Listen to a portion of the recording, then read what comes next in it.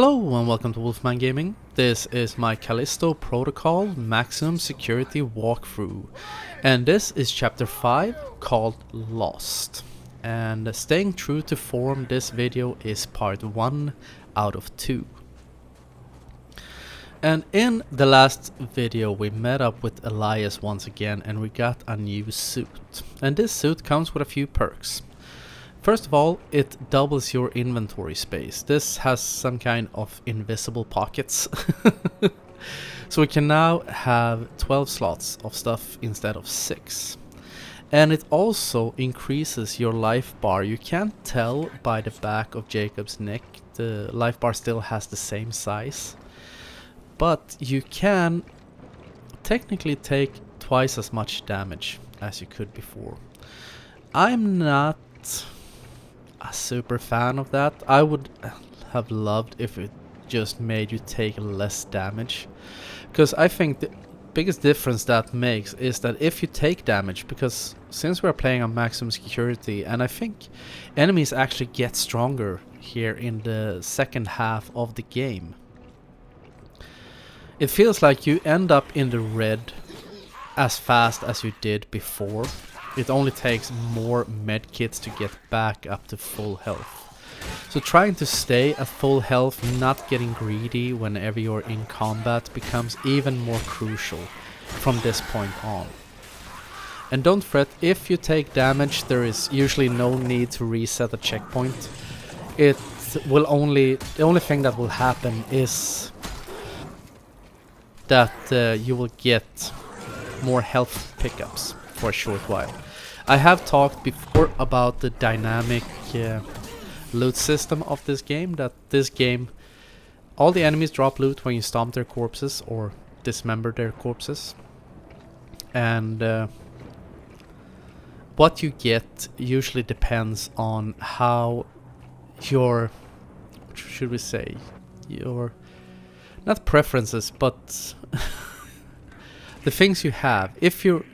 If you have a lot of health and a lot of ammo, you will get credits. If you're high on health but you're low on ammo, you will get ammo. And if you're low on health, you will get health pickups. So that's why we always try to stay at full health, because we want either ammo or credits. Because we can change all that in at the store to get more credits, and we can spend that on fun upgrades for the stun baton, the grip glove, and all that good stuff. But as I said, in the previous episode we met up with Elias. He gave us this suit and we got outside. And we did that during quite chaotic circumstances. So Elias and Jacob got separated, and we see Elias's emergency beacon right over there. Because sadly for Elias, he didn't make it. He passes away during that cutscene, but he's happy at least he died a free man, having spent, I'm guessing, most of his life inside Black Iron. So I'm guessing he feels this is at least a better way to go than in a cell. But here, since this is a little bit more quiet, I get the chance to talk about a few other things. Because the PlayStation Showcase has come and gone, and there were a few announcements there that made me very happy, and there were a few that made me feel kinda meh, and there was one that I thought was just very, very strange. In this episode I'm gonna talk a little bit about that. But before I get into that, I'm gonna talk about something else. Since we are outside and the biophages don't have very good blood circulation, they have a tendency to freeze in place. Some of them die due to the cold, they succumb to it. But some of them are there to give you a very warm welcome, even though it's cold as fuck. And sorry for that horrible transition. Because you will see these frozen corpses in place, but not all of them are dead. And a great way to find out whether they're dead or not is to use the grip glove. For instance, that one over there. If it is a real corpse, so to speak, it will not react to your grip glove. You can just follow along to what I'm doing, because that's a great thing about this game. All the enemy spawns are fixed. Sometimes the game can play funny buggers with that, because there are some glitches still in this game. I've had happen to me sometimes that enemies have spawned in through doors or come in when they're not supposed to. Like replay the same checkpoint 4 times. The enemy comes in at the same time 3 of those times. The 4th time he decides to, nope, I'm gonna break this. But either way, getting back to PlayStation Showcase. First of all, the announcements that made me very excited. Ghost Runner 2. When I read about that, I was like, hell yeah, baby. And I watched the teaser trailer for it, and it looks really awesome. If you have watched my channel, you know that I did a walkthrough for both the main game and Project Hell. And I will most definitely try to make a walkthrough for Ghost Runner 2 as well. They haven't announced a release date yet. By the way, out here there are 2 biophages hiding in the snow, and I was trying to see if I could grab them with the grip glove, like pull them out of the ground. And it doesn't seem like that is possible. Either that or I was just a bit off with my aiming. But either way, Ghost Runner 2. There seem to be a few new additions in that game, because Jack has suddenly gotten a motorcycle. And there seems to be some vehicular based combat. Oh my god, that was a hard word to say. So that is gonna be super much fun. As I said, it does not have a release date yet, but it's supposed to come out sometime in 2023, and that will most likely be a release date purchase on my part. Also, Spider-Man 2 will be released, and that is also something that made me happy. That is Spider-Man 1 and Miles Morales are 2 games that I have covered on my channel. Did blind playthroughs for both of them. And it seems in Spider-Man 2 you will be able to, like in GTA 5, you'll be able to switch in between Miles and Peter Parker, so you'll play as both of them. I haven't watched any trailers, so I don't know exactly how it works. That is just something I read in passing.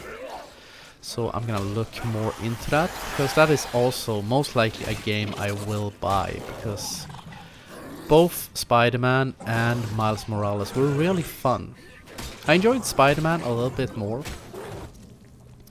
But either way, and then there were a lot of releases that I didn't really care too much for, like Metal Gear Solid collection and stuff like that. I played Metal Gear Solid 2, at least never, and me and a friend, we played for Metal Gear Solid 1 way back when.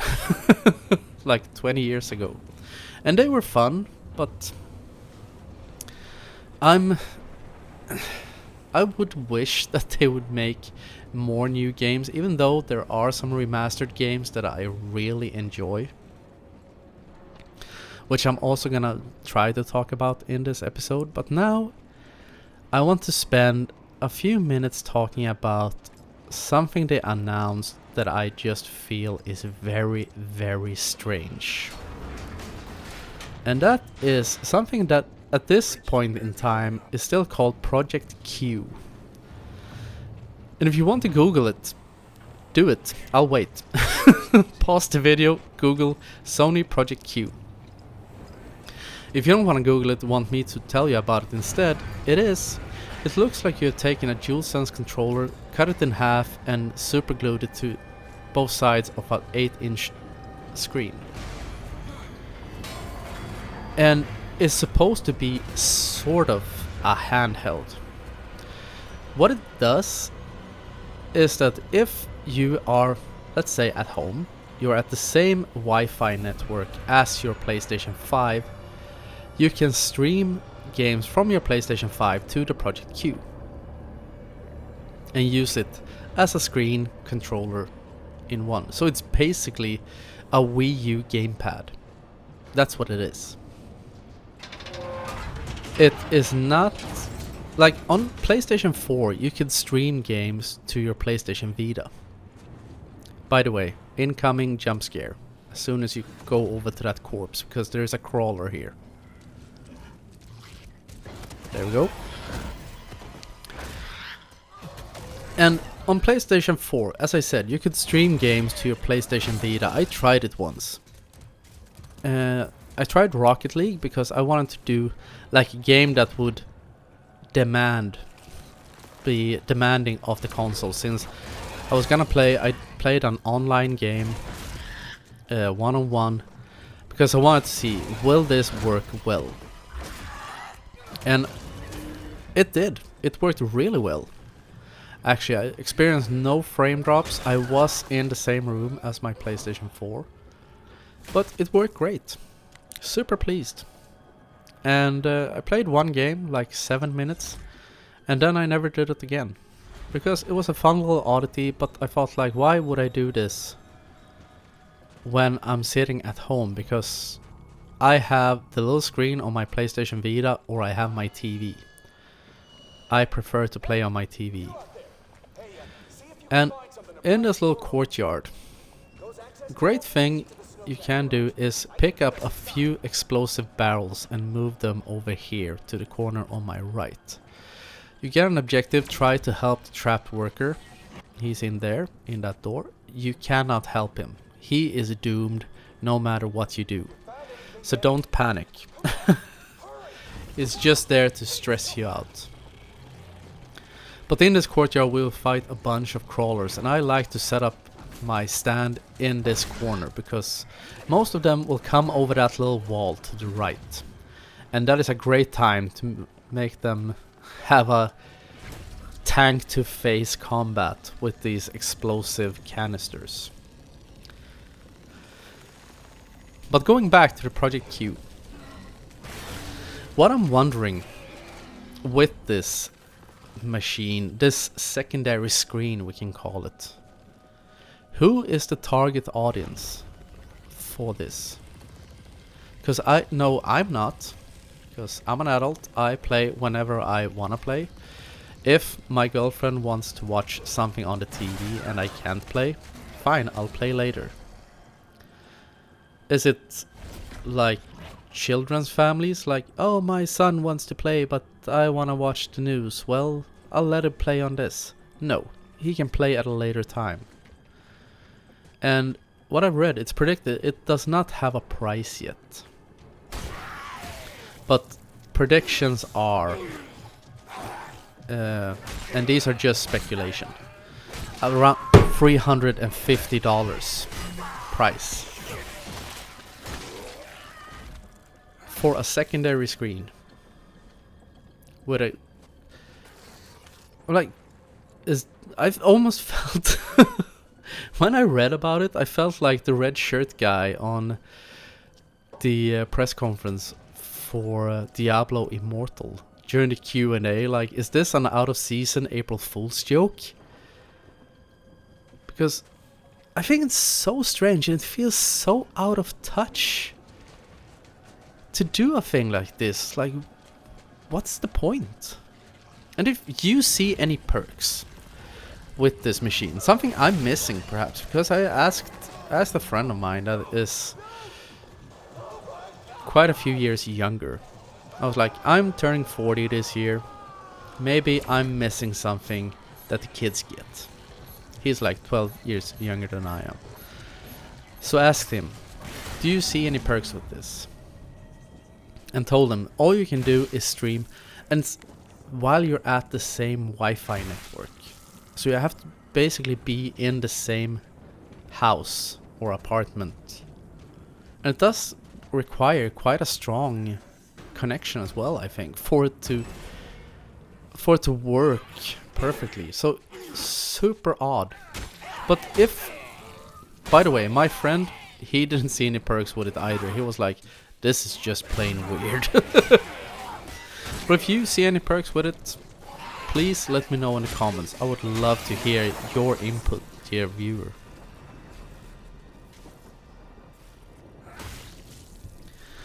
But in relation to that, sort of, I talked about in a previous video that I have bought a new toy. And that new toy is actually a Nintendo Switch. I've had plans to buy one. And I wasn't planning on doing it really until this fall, but I've been like looking around. If I were to find a good deal on one, I thought like might as well buy it. And I found a great deal. I have to tell you about, I made such a bargain. Because I went into a Swedish auction site where people buy and sell stuff, a bit like I think Craigslist. And searched for Nintendo Switch, because a new Nintendo Switch costs around 3,200 crowns, which translates to around $290 perhaps. So I was seeing if I could find a good deal, maybe I'll buy one. And I found a seller selling one for 4,000 crowns, which is like $360. And that was the Switch, of course, with the loading dock and all that things. Diablo edition even, so it looks a bit more snazzy than the original one. 4 Joy-Cons, 3 Pro controllers, and a loading dock for the Joy-Cons. And also a carry bag and a power bank for the Nintendo Switch. I didn't even know that there was such things. So the power bank is when you have it like in handheld mode, it will give you extra battery length and also a memory card for 4,000. I was like, you could sell this for 7,000 and it would still be a good deal for the buyer. So I must say I was very hesitant going into this deal because I thought, this is a good deal. Is it a too good of a deal? Because I don't want to get hustled, but I went in, checked the reviews on the seller, and people were super happy. So I pressed buy now and transferred the money after I got the winner email like, you won my auction. And just transferred the money to this. And I did, and then I waited. And not even an hour later, I think, he sent me a message like, yeah, I've shipped it now, here's your tracking ID. And 2 days later it arrived. Everything worked perfectly, so I'm super pleased, and I've had so much fun. And I initially wrote off the Nintendo Switch because it felt like I've not always, but I've been hesitant towards Nintendo consoles in later years, but I wanted to get a Switch because there are some good exclusive titles. That's the only reason I bought it. Anything that's not exclusive to Nintendo, so anything except for like Metroid, Zelda, and Mario, I will buy on PlayStation or Xbox. Because I think PlayStation is my main console, always has been, or has been since PlayStation 1 era. But one of the first games I bought for my Nintendo Switch, as soon as I got it home and I was sure it worked, I went to an electronics retailer and I bought Metroid Prime Remastered. By the way, that's a new enemy type that came crawling there. You will run into them from time to time. They die in one shot from your hand cannon, so they are super weak. But they are also explosive. So be careful. Keep them at a distance. You can pick them up with your grip glove and throw them away, and they will explode on impact when they hit. It is a great way to take out multiple enemies because they are basically mobile explosive canisters. But either way, I bought Metroid Prime Remastered. So I can't whine too much about remasters and remakes because sometimes I buy them. And I may have said this before, I'm a huge fan of Metroid Prime. That was the reason I bought a GameCube back in the day. Because I was sharing an apartment with a friend of mine. He bought a GameCube, he bought Metroid Prime, I played it, fell in love with it, he met a chick and moved out. And left me with the bills and no GameCube. So I had to buy my own one and play the game, played through it God knows how many times. And even a while back I was thinking like, I really want to play that game again, so I actually bought a Nintendo Wii used off a coworker of mine. Got it really cheap just because the Nintendo Wii is backwards compatible, and the piece of furniture where I have my TV, I don't have space for a GameCube in it because the GameCube is too like high. So I bought a Nintendo Wii, got a great deal, and it's also fun to collect consoles.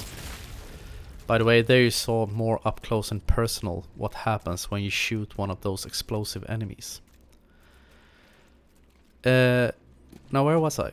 Yes, I bought the Wii because I wanted to play. It's backwards compatible to the GameCube, so I wanted to play Metroid Prime. Then I came across this Switch, so I scrapped that idea, just put the Wii in storage, and started playing Metroid Prime Remastered again. And it's been almost 20 years since I played the original, so I don't know how well that game has aged in its original form. But I must say the remastered version really blew my socks off, because it flows so well. I know they have bumped up the graphics, but it flows so well and Samus controls so well. It could just as well have been a game developed and released in 2023. That's how well it flows. And they haven't changed any of the layout in the game. Everything is exactly as it was. It just looks better, and they're probably like spruced up the controls a bit. And the gaming world is so well designed. Like all the areas, the access in between them. The only drawbacks are, since that game is based a lot around backtracking. You run back and forth a lot throughout the different areas. And going from, say for example, Talon Overworld to Face on Mines can at times be a little bit tedious. But something that's really great that I remember from the original game, when you're running through, even through old areas, the further you progress in the game, you get new weapons, new additions to your arsenal, new abilities. The enemies you encounter change. Like they update the enemies, so you will still have a bit, at least, of a challenge going through old areas. Which is awesome. I think that is a great function to have, because it makes even the old areas fun to go back to, because you don't feel like you're just shooting down trash mobs. And it just becomes a like way of transportation, going through an old beginner area to another new area, so to speak. So I'm super happy, and also another drawback, by the way, that I have to address, because I think I didn't like it in the original, and I definitely don't like it in this new version. And I think the only place where that game completely fails is from the last save point. That game has absolutely no checkpoint system, so you have to use save rooms. That is an old school thing. Nice.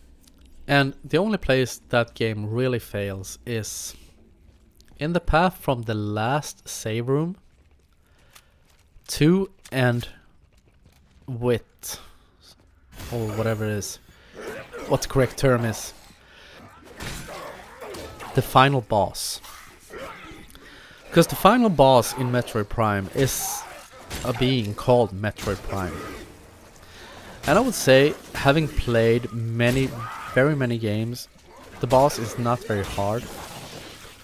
But that boss is so tanky. It's insane. And Metroid bosses have always been tanky. But that is the tankiest tank that has ever tanked. In my opinion. Because on my first attempt at the boss, I spent like 20-25 minutes at the boss fight, died, really close to beating the boss, and had to restart in the save room. And the path from the save room up to the boss room is specifically designed for you to take damage, that you will not be able to reach the boss at full health. I fucking swear to it, and I hate it. Because the game works and flows so well the entire way going through, except for the end. And I think a lot of people agree with me that Metroid Prime is the best game in the entire Metroid universe. Recently, after that, I've been playing Metroid Dread, which is a Switch exclusive game that came out. And Metroid Prime is actually quite lenient when it comes to where you're supposed to go. Because you will, the game gives you hints at times on where you're supposed to go next. Metroid Dread does no such thing. I spent 1.5 hours just running around the same area before I, by sheer luck, found a breakable roof so I could continue onwards. By the way, in this room, where I'm standing now is, I would say, the best place to be. Because you can, if this game wants to cooperate with you, you can throw a lot of enemies into that spiked wall where I just killed that guy. And always use this as a starting position. And here we have also met up with Danny once again, the woman that we have crossed paths with a few times throughout our escape attempt. And you can hear her shooting. I don't know if she actually makes a difference. In all actuality, I don't think she ever hits an enemy. I think that is just sound effects, because you have to do the grunt work. Which is a staple in a lot of games. Sometimes, in a few games, AI companions can be amazing. For example, in the Metro games, especially in 2033 and Last Light, or I think especially in Metro 2033, you can sometimes let your AI companions do all the grunt work. Actually, now that I think about it, you can do that in all 3 games. In certain fights, you can just hang back very far back and let the enemies attack your AI companion, and they will just wear them down because your companion can't die. And the reason I don't think that Danny actually does anything is you hear that shotgun going off non-stop. And these are the only 2 enemies that remain in the room. And none of them is taking a single fucking hit. So either she's potato aiming completely, or she's just there to make you feel that maybe you're getting some help. But this is easy. We know how to do this. As long as you don't get caught in between these 2, like I probably am right now. This is just meat and potatoes. Basic crushing enemies. And after all of them are dead, make sure as always to loot through all the corpses.